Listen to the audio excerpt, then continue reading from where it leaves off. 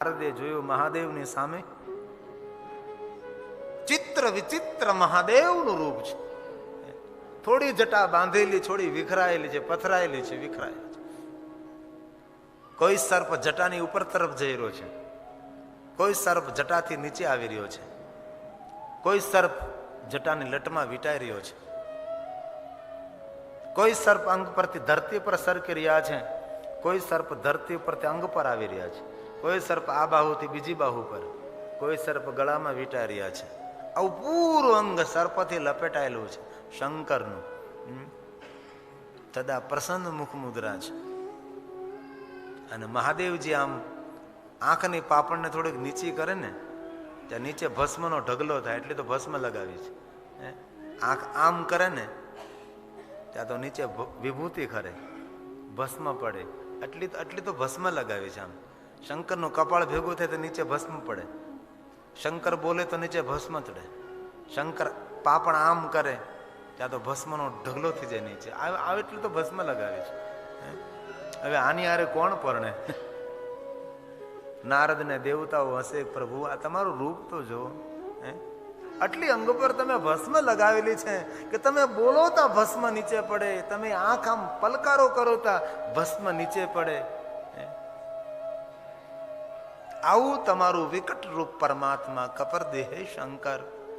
આ તમારા રૂપને પ્રણામ છે. આ તમારા રૂપને કોણ સમજી શકે પરમાત્મા? દેવતાઓ નારદની સામે જોવે છે. નારદ સમજી ગયા કે વાત મારે રજૂઆત કરવાની છે. નારદ કહે, મહાદેવ તમારા વિવાહ છે, અમે સૌ જોવામાં કેટલો સુંદર શણગાર કરીને આવી પહોંચ્યા. મહાદેવ તમે તો તૈયાર થાવ. શંકર કે હું તૈયાર છું, હાલો નીકળીએ. ત્યારે નારદ યાદ અપાવે છે. નારદજી એમ કહે છે કે તમે કયું વરદાન આપ્યું છે? ત્યારે મહાદેવજી એમ કહે છે કે નારદ, મેં સતીને એવું વરદાન આપ્યું છે કે તમારી સાથે વિવાહ કરે છે, સુંદર શણગાર કરીને. તો શણગાર કરીને વિવાહ કરવાનો જો કહ્યું હોય તો તમે શણગાર કરો. લાવો પિતાંબર, શ્વેતાંબર, વાઘંબર, અમે તમને તૈયાર કરીએ. સોના ચાંદીના આભૂષણો, સુંદર મુકુટ આપો, અમે તમને સુંદર રીતે શણગારીએ. ત્યારે મહાદેવજી એમ કહે છે કે નારદ, શ્વેતાંબર, પિતાંબર, લીલાંબર ની ક્યાં વાત કરે? આ વાઘંબર એક છે અંગ પર, બીજું નથી મારી પાસે. તમે કહેતા હોય તો સરપો થોડાક વધારે પહેરી શકું છું, બાકી જે કાંઈ છે ને અંગ પર મારો શણગાર છે, મારી શોભા છે. એ સમયે ઇન્દ્ર બ્રહ્માના કાનમાં, બ્રહ્મા વિષ્ણુના કાનમાં, વિષ્ણુ કુબેરના કાનમાં, પૂરી વાત કાનપુરમાં હાલે. નારદની પાસે પહોંચી અને દેવતાઓએ નારદને કહ્યું કે નારદ, તમે મહાદેવને પૂછો, એમને કોઈ વાંધો ન હોય તો અમારી વસ્તુ એમને પહેરવા માટે અમે આપીએ. નારદે કહ્યું, મહાદેવજી આ દેવતાઓ એમ કહે છે કે એમની વસ્તુ તમને પહેરવા માટે આપે. ત્યારે મહાદેવ નારદની સામે જોઈને હસવા લાગે છે. નારદ સમજી ગયા શંકર ભગવાન શું કહેવા માંગે છે. મહાદેવજી એ કહેવા માંગે છે, નારદ આ દેવતાઓ એમ કહે છે કે એમની વસ્તુ મને પહેરવા માટે આપે. પણ નારદે સમજાણો નહીં, આ બધી વસ્તુ એમની ક્યારથી બની ગઈ? મારી પાસે તો ભીખ માગીને લઈ ગયા છે આ બધા. ભ્રુ પ્રણહિતામ. મહાદેવ કહે, મારી ભ્રુના ઈશારા માત્રથી આ દેવતાઓને એટલો વૈભવ ને સમૃદ્ધિ મેં આપી છે. હવે દેવતાઓ એમ કહે છે કે એમની વસ્તુ મને પહેરવા માટે. પણ ભગવાન શંકર મૌન રહ્યા છે, નારદ પણ મૌન રહ્યા છે. ભગવાન શંકર કહે, ભલે નારદ કહો દેવતાઓને એમની વસ્તુ મને પહેરવા માટે આપે. ત્યારે નારદ પણ વ્યંગમાં બોલે છે કે દેવતાઓ તમારી વસ્તુ મહાદેવને પહેરવા આપો. ત્યારે વિષ્ણુ ભગવાન પિતાંબર આપે છે. લ્યો મહાદેવજી આ પિતાંબર ધારણ કરો. આ મહાદેવે પિતાંબર હાથમાં લીધું અને વિષ્ણુને કહ્યું કે વિષ્ણુ તમે મને પિતાંબર પહેરેલો ક્યારે જોયો? વિષ્ણુ કહે, ના પ્રભુ, તો પિતાંબર કેવી રીતે પહેરાય તેની મને જાણ નથી, આપ મને પિતાંબર પહેરાવો. ભગવાન વિષ્ણુ મહાદેવજીને પિતાંબર પહેરાવે છે, પરંતુ વિષ્ણુની આંખ ભરાઈ ગઈ છે. વિષ્ણુ મનોમન કહે છે, પ્રભુ આ તમારી લીલા છે. અને તમારી લીલાના મેં શ્રેષ્ઠ પાત્રો છે પરમાત્મા હું જાણું છું. આકાશ જળનું ઓઢણું છે, ભ્રુકુટી માત્રથી જગતનું સર્જન કરનારા મહાદેવ, ભ્રુકુટી માત્રથી જગતનું વિસર્જન કરનારા મહાદેવ તમે, અને આપ અમને તમને શણગાર કરવાનો અવસર આપો છો, એ જ અમારું મોટું સદભાગ્ય છે. વિષ્ણુ પોતાના જીવનને ધન્ય માનવા લાગે છે. પ્રભુ, આજ મને આપનો શણગાર કરવાનો અવસર તમારા તરફથી મળી રહ્યો છે. બાકી સર્વજ્ઞ છો, પરમાત્મા સર્વોપરી છો. પ્રભુ, જે કાંઈ મારી આંખો દ્વારા જે હું જોઉં છું ને, એ પ્રભુ તમારી એક વિરાટ લીલા છે. વિષ્ણુએ જે શંકરની સ્તુતિ કરી છે ને, વિષ્ણુ ભગવાન જે મહાદેવ માટે બોલ્યા છે ને, એવું કોઈ દેવ બોલી ન શકે, એવું શંકર ભગવાન માટે વિષ્ણુએ વર્ણન કર્યું છે. અમને અવસર આપો છો પરમાત્મા, તેથી અમારું આ મોટું ભાગ્ય છે પ્રભુ. અમે તમને પિતાંબર પહેરાવીએ છીએ. અને જરૂર જીવનમાં આપણે પણ આ બધું ખૂબ યાદ રાખવા જેવું છે. પ્રભુના કાર્યોમાં સંમેલિત થવાનો અવસર મળે ને, એ પરમાત્માની શ્રેષ્ઠ કૃપા હોય છે. એની કૃપા વગર અવસર આપણને ક્યાં મળે ભલામણ? આ સોમનાથના પટાંગણમાં, સોમનાથના સાનિધ્યમાં શિવ કથા થવાની જ હોય છે. મને કથા કહેવાનો અવસર મળે, એ મારા માટે સોમનાથની કૃપા હોય છે. અને આપ સૌને કથા સાંભળવાનો અવસર મળે, એ સોમનાથની કૃપા હોય છે. અને સોમનાથ મંદિર સાથે જોડાયેલા ટ્રસ્ટીઓને આ કથાનું આયોજન કરવાનો અવસર મળે, એ સોમનાથનો પ્રસાદ હોય છે. બાકી અહીંયા થવાનું જ હોય. આ નિયતિએ નિર્ણય લીધેલો હોય કે આ ધરતી પર આ સમય આ થવાનું છે. આ કે તમારો મારો નિર્ણય ન હોય કે મેં નિર્ણય લીધો એટલે કથા થઈ, મેં કીધું એટલે કથા થઈ, અને હું મનમાં બનાય કરું કે હું કથા નહીં. એ તો નિયતિનો નિર્ણય હોય છે કે આમને કથા બોલવાની છે, આ સૌ કથા સાંભળવાની છે, અને જજમાન બનવાનું છે, અમને સેવા કરવાની. આ બધું પહેલેથી નિર્ધારિત હોય છે. વિષ્ણુ ભગવાન શંકરને એમ કહે છે, પરમાત્મા, આ તમે અમને અવસર આપો છો, એ જ અમારું મોટું સદભાગ્ય છે. ભગવાનની કૃપા એ જ હોય છે કે ભગવાનના કાર્યોમાં આપને સંમેલિત થવાનો અવસર પ્રાપ્ત થાય, તેમાં સામેલ થવાનો અવસર મળે. એ જ ઈશ્વરની શ્રેષ્ઠ કૃપા છે. વિષ્ણુ ભગવાને પિતાંબર પહેરાવ્યું મહાદેવને. બ્રહ્માજીએ ખેસ આપ્યો છે. કુબેરે સોના ચાંદી હીરા મોતીના સુંદર આભૂષણો આપ્યા. કુબેરે મહાદેવને શણગાર્યા છે. ઇન્દ્રએ મુકુટ આપ્યો છે, સોનાનો રત્ન જડિત મુકુટ મહાદેવને જટા પર. નારદે કહ્યું, મહાદેવ, આ બે વસ્તુને દૂર કરવી પડશે. બોલો નારદ. નારદ કહે, પહેલા તો ભસ્મ અંગ ઉપરથી કાઢો, કારણ કે ભસ્મ ને પિત્તંબર, ભસ્મ ને સોનું. ભગવાન મહાદેવ કહે, ભલે નારદ જેવી તમારી ઈચ્છા. અને બીજી વાત, આ હરપો પહેરે ને રજા આપો આજનો દિવસ. મહાદેવે અંગમાંથી ને જટામાંથી ને બધે સરપો કાઢ્યા છે, અંગ ઉપરથી ખેંચી કાઢ્યા, એક બાજુ મૂતા જ બધા છે. જેટલા હરપો પહેર્યા હતા બધા એક બાજુ ઉતાર્યા છે. સરપોનો ઢગલો કર્યો છે. બધા નાગ અને હરપો કહે, ભગવાન આજ અમે તો કે આજ તમારે બેંક હોલિડે, રજા, હાતમ આઠમને જાઓ, ફરવા જાઓ. બધા એ સોના ચાંદી હીરા મોતી મુગુટ ભસ્મને દૂર કરી છે. ત્યારે કુબેર ને બ્રહ્મા ને વરુણ ને ઇન્દ્ર ને સૌ બોલવા લાગ્યા છે, ધન્ય ભગવાન. નારદે કહ્યું, પ્રભુ, આવું રૂપ તો પહેલી વાર જોયું છે. અને આ દુનિયાના દેવોમાં રૂપાળામાં રૂપાળો કોઈ દેવ હોય ને તો ભગવાન શંકર છે.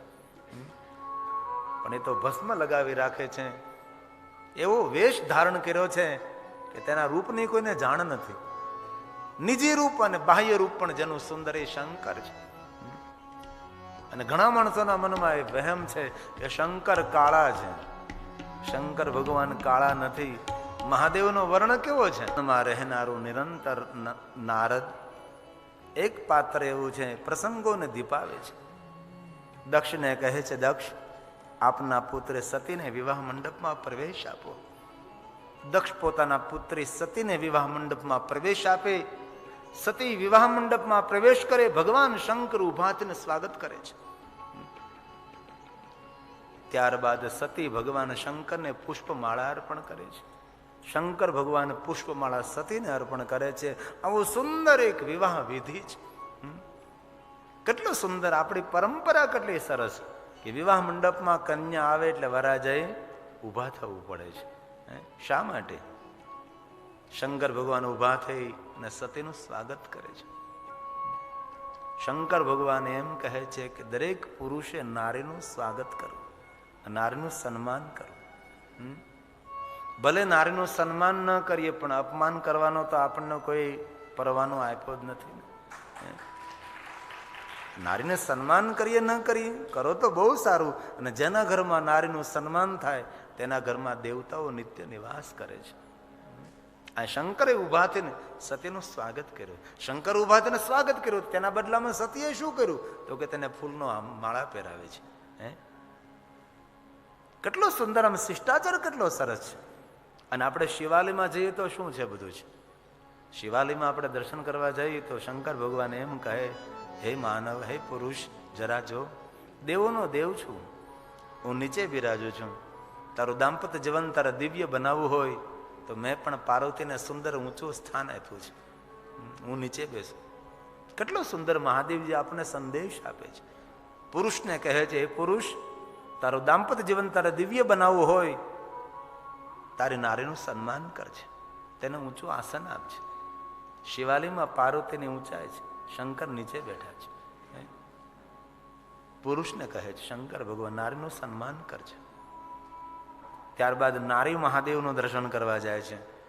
ત્યારે શંકર ભગવાન નથી બોલતા, પાર્વતી બોલે છે, એ નારી ઉભી રે, તું દર્શન કરીને જાને તો કહા, જરા જો આમ, મારા પતિ કેટલા મહાન છે, ખુદ પોતે નીચે બેસે અને મને કેટલી સુંદર ઊંચાઈ આપી છે, તેના કરતા આસન મને ઊંચું આપ્યું છે.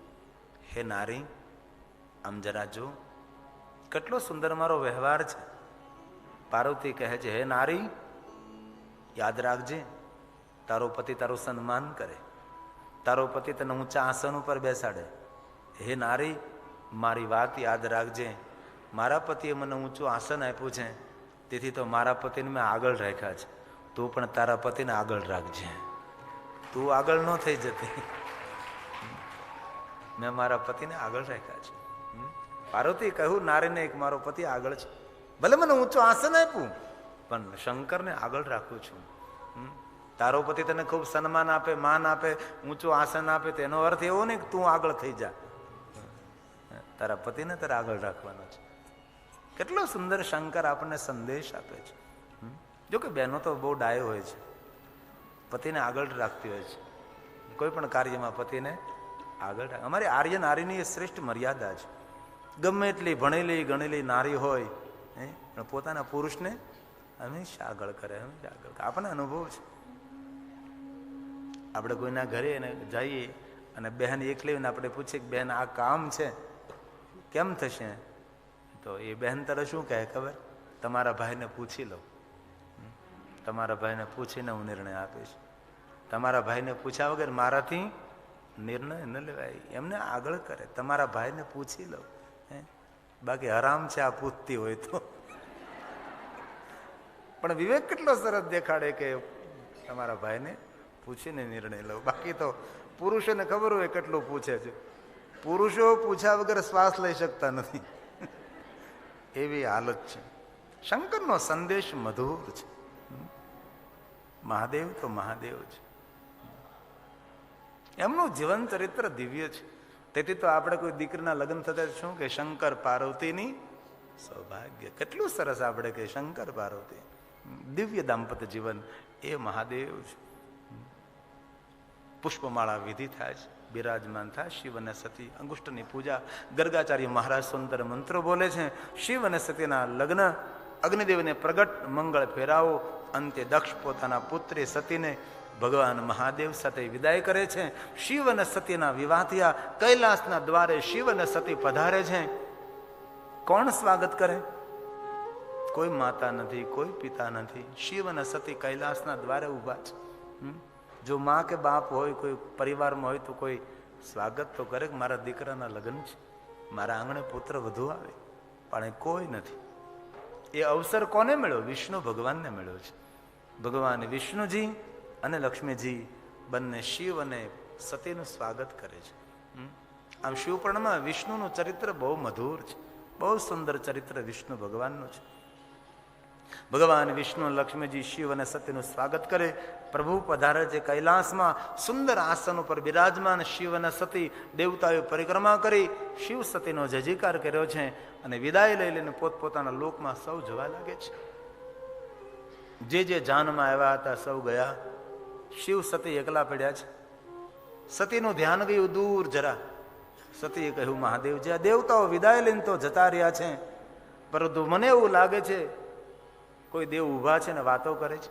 શંકર ભગવાને દૂર દ્રષ્ટિ કરી તો મહાદેવજી કહે, સતી, એ તો ઇન્દ્ર છે, બ્રહ્મા છે, વિષ્ણુ કુબેર છે. સતી કહે, મહાદેવ, એવું મને લાગે છે કે વિવાહની વિધિ કઈ બાકી હોય છે. મહાદેવ વાચ કરે છે, દેવતાઓને પાછા બોલાવે છે, આવે છે અને મહાદેવજી કહે, ઇન્દ્ર, બ્રહ્મા, વિષ્ણુ, કુબેર, વિવાહની વિધિ કોઈ બાકી છે? જે કઈ વિધિ બાકી હોય આપ મને કહો તો કરવા માટે તૈયાર છું. દેવતાઓ એકબીજાની સામે જોવે, બોલવાની હિંમત કરતા નથી. મહાદેવજી કહ્યું કે બોલો તો કઈક મને જાણ થાય. ચારે દેવતાઓ એક સાથે બોલી ઉઠે છે કે મહાદેવજી, વિવાહની વિધિ તો બાકી નથી, પરંતુ આ અમારી વસ્તુ જે તમને પહેરવા આપી છે એમને પાછી આપો. ભગવાન શંકર કહે કે અરે દેવતાઓ, મને શું ખબર? વિષ્ણુને પિતાંબર, ઇન્દ્રને મુકુટ, કુબેરને સોના ચાંદીના આભૂષણો, મહાદેવને આપેલું પાછું લઈને કહે છે, પ્રભુ, તમે જે ધારણ કર્યું ને એ પ્રસાદ છે. એમ કરીને બધું લઈને જતા રહે છે. ભગવાન શંકર ભસ્મના ત્રિપુંડ કરે છે, જટા બરાબર કરે છે, મૃગચર્મને ધારણ કરે, હાથમાં ત્રિશુલ અને ડમરૂ બાબા દૂર નજર કરે છે. સતી પૂછવા લાગે છે, મહાદેવજી, મને એવું લાગે છે તમે કે પર્યાણ કરો છો. આ સતી, હું કુંભજ ઋષિના દ્વારે જાઉં છું. મારા ઈષ્ટ મારા રામની કથાનું શ્રવણ કરવા માટે સતી સાથે જોડે છે. ભગવાન શિવ અને સતી ત્રેતા યુગની અંદર કુંભજના દ્વારે આવે છે અને આ કથા રામચરિત માનસમાં બહુ સુંદર રીતે વર્ણન કરી છે. આવું પવિત્ર શ્રાવણ માસ છે. 2 પંક્તિઓ ગાઈ રામચરિત ગોસ્વામીજીને યાદ કરી. એક બાર ત્રેતા યુગ, ત્રેતા યુગની અંદર ભગવાન શિવ અને સતી કુંભજના દ્વારે ગયા છે. ભારતના સાધુને થયું, કરે જગતના માતા પિતા મારા આંગણે શિવ અને સતીનું સુંદર સ્વાગત કર્યું છે. સંગ સતી જગ જનની ભવાની, જગતની જનેતા સાક્ષાત ભવાની, જગત પિતા શંકર મારા આંગણે છે. ભગવાન શિવ અને સતીનું સ્વાગત થયું. પ્રભુ પધારે છે આશ્રમમાં, સુંદર આસન આપે છે. મહાદેવજી કહે છે, કુંભજ, આપ મને મારા ઈષ્ટ મારા પ્રભુની કથા સંભળાવો. કુંભજ કહે છે, મારી વાણીને પવિત્ર કરવા માટે હું તમને કથા કહું. અને ભગવાન શ્રી રામની કથાનો પ્રારંભ થાય છે. રામ કથા મુનિ બરજન બખાની. કુંભજ ઋષિ એક પ્રસંગોને બિરદાવીને કથા કહે છે. અંતે કથાના શબ્દોને વિરામ આપ્યો છે. મહાદેવજી કહે છે, કુંભજ, આપના મુખેથી મેં મારા ઈષ્ટ ભગવાન રામની કથાનું શ્રવણ કર્યું, તમે કઈ વરદાન માગો. ત્યારે કુંભજે કઈ માગ્યું નથી, પણ ભગવાન મહાદેવે અધિકાર જોઈને આપ્યું છે. શું આપ્યું છે? ઋષિ પૂછી હરે ભક્તિ સુહાઈ. ભગવાન મહાદેવજીએ કુંભજને ભક્તિ આપી છે. કારણ કે ભક્તિથી જીવનનો ભાર ઉતરે છે. ભક્તિથી પરમાત્માનું ધામ પ્રાપ્ત થાય છે. જીવનમાં ભક્તિ શ્રેષ્ઠ છે. ભગવાન મહાદેવે ભક્તિ આપી છે. થોડા દિવસો ભગવાન શિવ અને સતી રોકાણ કરે છે. શા માટે? સાધુ સાથે સુંદર સંવાદ કરવા માટે. કહત સુનત રઘુ, પુત્રો જીવિત રહી ગયેલા. તારકાક્ષ, વિદ્યુમાલી ને કમલાક્ષ. એમને બ્રહ્મા પાસેથી વરદાન એવું મળ્યું હતું કે 3 નગરો આકાશમાં ફરે, 3 ધાતુના, અને 1000 વર્ષે એક પલ માટે એ ત્રણેય નગરો સીધી રેખા પર આવે અને ત્યારે શંકર જો પોતાના ત્રિશુલથી ત્રણેય નગરને આરપાર કરે તો આ ત્રણેય નગરો બળીને ભસ્મ થાય. અને એ 1000 વર્ષે એક ક્ષણ એક પલ જો ચૂકી જાય તો આ ત્રણેય રાક્ષસો બીજા 1000 વર્ષ જીવે. આવી એક યોજના બનાવી હતી આ વિદ્યુમાલી કમલાક્ષ અને તારકાક્ષ. અને 1000 વર્ષ પૂર્ણ થતા એક પલ જે આવવાની હતી એ પલમાં દેવતાઓએ વિનંતી કરી અને શંકરે અદ્ભુત લીલા કરે છે. રથ ક્ષણોયંતા મહિમાના સ્તોત્રમાં તેનું ખૂબ વર્ણન છે. અને એક ત્રિશુલના ધડાકે ત્રણ નગરોને બાળીને ભસ્મ કરે છે. અને દેવતાઓ શંકર ભગવાનનું નામ પૂરમથન ત્રિપુરારી, ત્રણ પૂરનું હરણ કરનારા એવા ભગવાન શંકર ત્રિપુરારી. એક એક નામની પાછળ મોટી મોટી કથાઓ હોય છે. શંકરના જેટલા નામો એટલી કથાઓ છે. અતિ વિસ્તાર વાળી કથાઓ છે. એ ત્રિપુરારી મહાદેવનું નામ છે. ભગવાન શિવ અને સતી કુંભજનો આશ્રમ છોડી જવા લાગે છે. ત્રેતા યુગ ચાલે છે. વિષ્ણુના અંશ અવતાર ભગવાન શ્રી રામજી અદ્ભુત લીલા કરે છે. જાડ પાનને પૂછે પ્રભુ રડે છે. સુંદર આવું દ્રશ્ય જોઈ અને ભગવાન મહાદેવના મુખમાં તે શબ્દો સરી ગયા, પ્રભુ આપની કથાનું શ્રવણ કરી અને મને આપનું દર્શન થયું. અદ્ભુત લીલા છે પરમાત્મા. મારા મહાદેવને વિષ્ણુની લીલા બહુ પ્રિય લાગે છે. તેથી જ્યારે જ્યારે વિષ્ણુ ભગવાન લીલા કરે ને ત્યારે શંકર ભગવાન તેનું બહુ દર્શન કરે છે. મહાદેવના મુખમાંથી પવિત્ર શબ્દો પ્રગટ થયા છે. જય સચ્ચિદાનંદ જગત પાવન અસ કહી ચલે મનોજન સાવન અસ કહી ચલે મનોજન. ભગવાન શિવ અને સતી ચાલવા લાગે છે.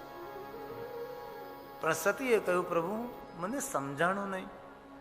આ કોઈ રાજકુંવર છે, જાડ પાનને પૂછે, રડે છે.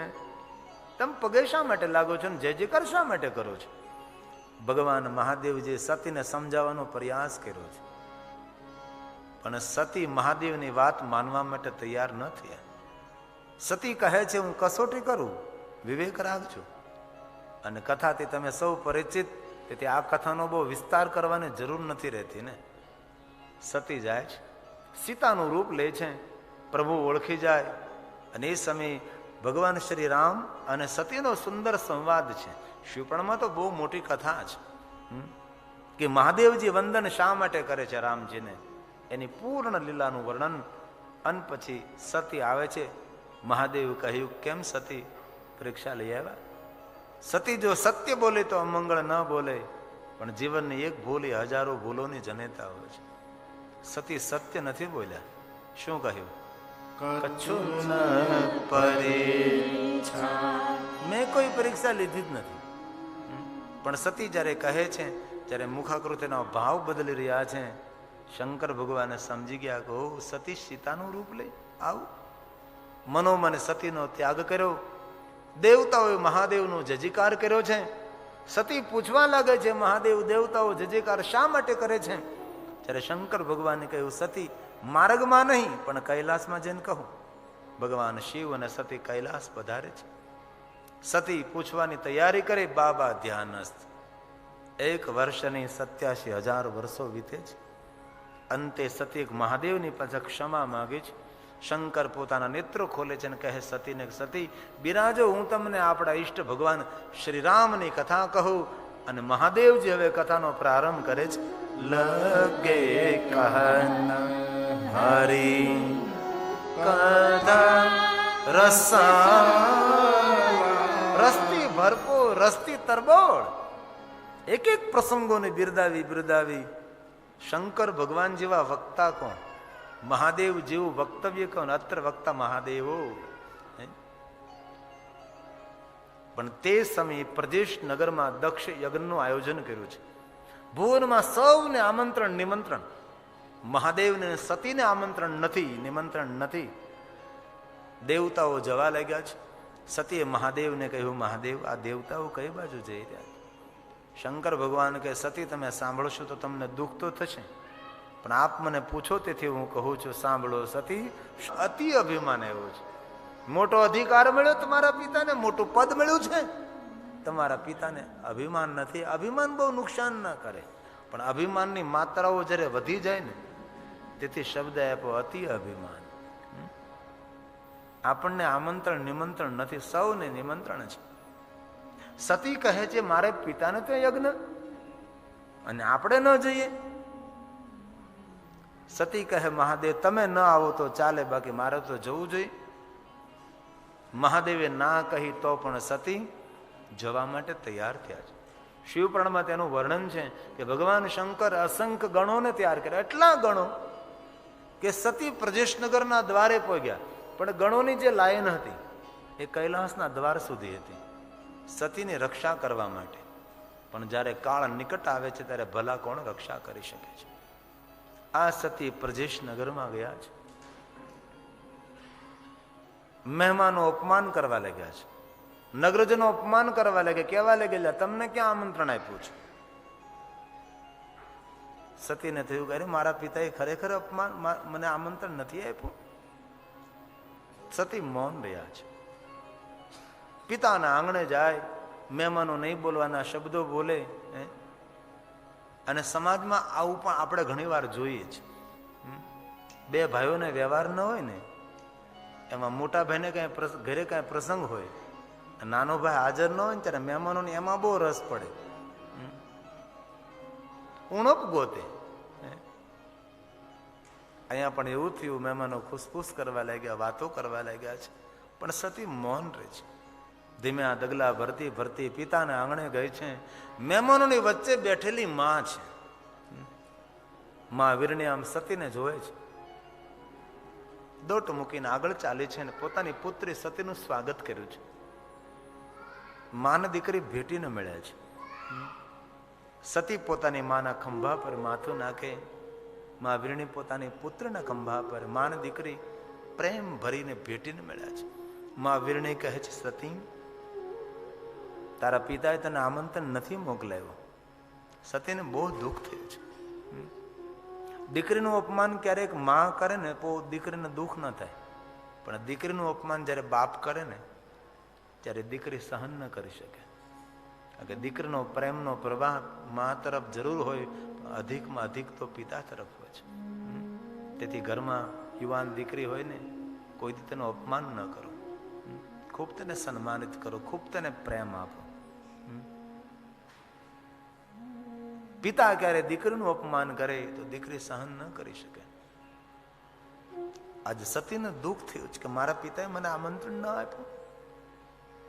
માં ભેટીને મળે છે, અને દુનિયાના સૌના પ્રેમનો અસ્ત થાય, પણ માના પ્રેમનો અસ્ત કોઈ દિન ન થાય. આપણે કહીએ ને કે પ્રેમને સાકાર રૂપ લેવાનું મન થયું તો એ માં હોઈ શકે છે. માનું સાનિધ્ય, માની ગોદ એ માણસની શ્રેષ્ઠ સલામતી હોય છે. માં તો આપણું સ્વર્ગ છે, માં તો આપણા માટે દેવલોક છે, માં તો પ્રેમનો છેલ્લો શ્વાસ છે. માં તો માં જ. અને જે આપણે કથામાં બેઠા ને એ પણ આપણી માની જ કોઈ કૃપા હોઈ શકે છે. આપણી માએ આપણને સંસ્કાર આપ્યા હોય કે બેટા ભગવાનની કથા સંભળાય, બેટા દેવાલય જવાય, શિવાલય જવાય, સત્સંગ કરાય, ભગવાનનું ભજન કરાય. આપણામાં જે કાંઈ સંસ્કાર છે ને એ માની કૃપા છે. પિતા તો ધન કમાઈને ઘરમાં લાવે છે, પણ સંસ્કાર કોણ પૂરા પાડે છે? એ માં પાડે છે. આ તમારી ઉપસ્થિતિ છે ને, એ આપ સૌની માતાના સંસ્કાર દીપી ઉઠ્યા છે. તેથી તમને સૌને તો હું પ્રણામ કરું, પણ મારા લાખો પ્રણામ આપ સૌની માતુશ્રીને મારા કોટી કોટી પ્રણામ છે કે તમને આપ્યું. અને કોઈ ને કોઈ રીતે ઊંડાણપૂર્વક તમે વિચાર કરો તો આ માનો સંદેશ હોય છે, આ માની જ ભેટ હોય, આ માની જ ધ્યાન હોય છે. માં તો માં છે. આવો દરેકની માતા માટે એક પંક્તિ ગાઈ લઈએ આપણે, અને સૌને ગમે. માં કોને ન વાલી હોય ભાઈ? તું કિતની ऊंची है, તું કિતની प्यारी है, भोले भाली है ओ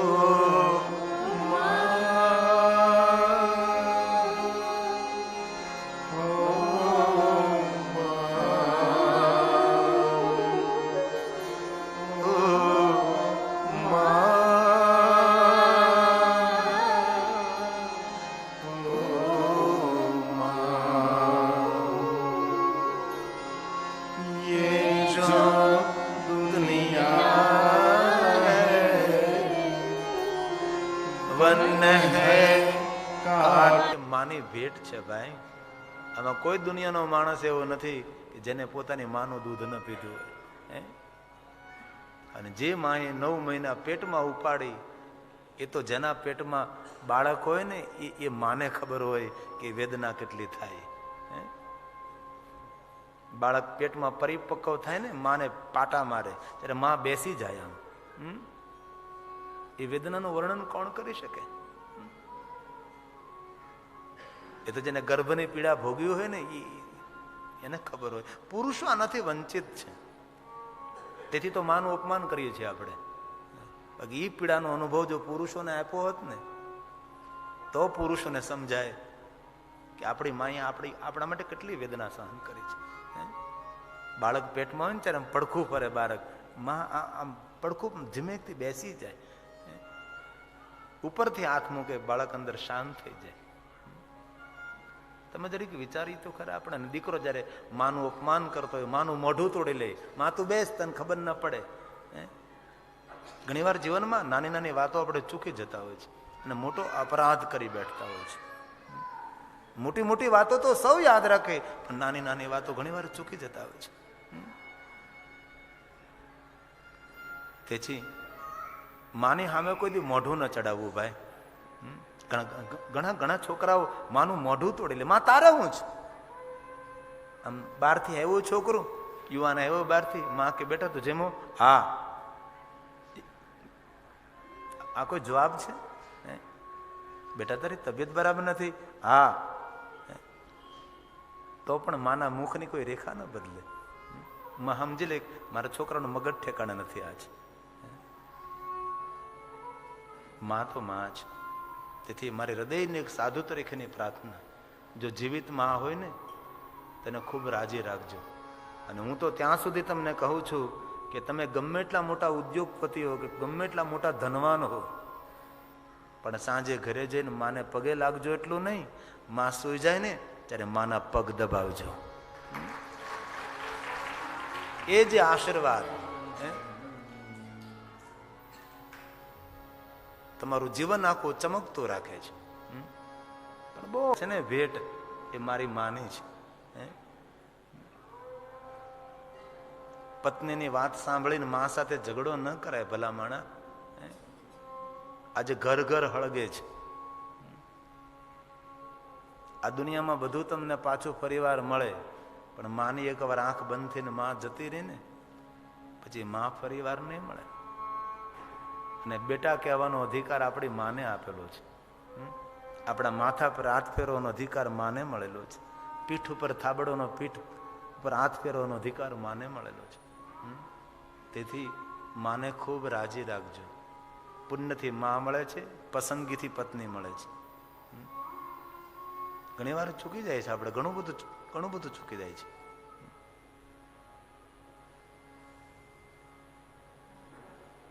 અને બહેનોને પણ મારી ખૂબ એક પ્રાર્થના છે, સાસુનું અપમાન ન કરો. આજે 2 ચોપડી ભણેલી બહેનો હોય ને એ ઘરમાં ડોશીનું બહુ અપમાન કરતી હોય છે. ન કરાય. ઘર એનું છે ભાઈ. આખા ઘરનો કબજો એના ઉપર છે. ભલે તમારું ધાર્યું કરો, પણ બાને તમે 2 વાર પૂછો ને તો બા હા કહે કે ના કહે, પણ બાનો આત્મો જરૂર રાજી થાય કે મારી પુત્ર વધુ મને પૂછીને નિર્ણય લે. કેટલી રાજી થાય. અને જીવે એટલું ક્યાં તને જીવવાનું ભલામણ, શા માટે તેની સામે મોઢું ચડાવી રાખો છો? એટલે હું તમને નથી કહેતો, તમે સૌ તો ડાયા માણસો છો. મારી બહેનો તો બહુ ડાય છે, પણ આ તો તમને ખાલી યાદ અપાવું છું. ઘરનો વડીલ, ઘરની વૃદ્ધ માં એ ઘરની મહેમાન છે. તેથી ઘરના વડીલોને રાજી રાખજો, માને ખૂબ રાજી રાખજો, માની ખૂબ સેવા કરજો. દુનિયાના બધા અવસરો તમને મળશે કે માની સેવાનો અવસર ફરી મળે ન મળે શું ખબર આપણને. તેને ખૂબ રાજી રાખો.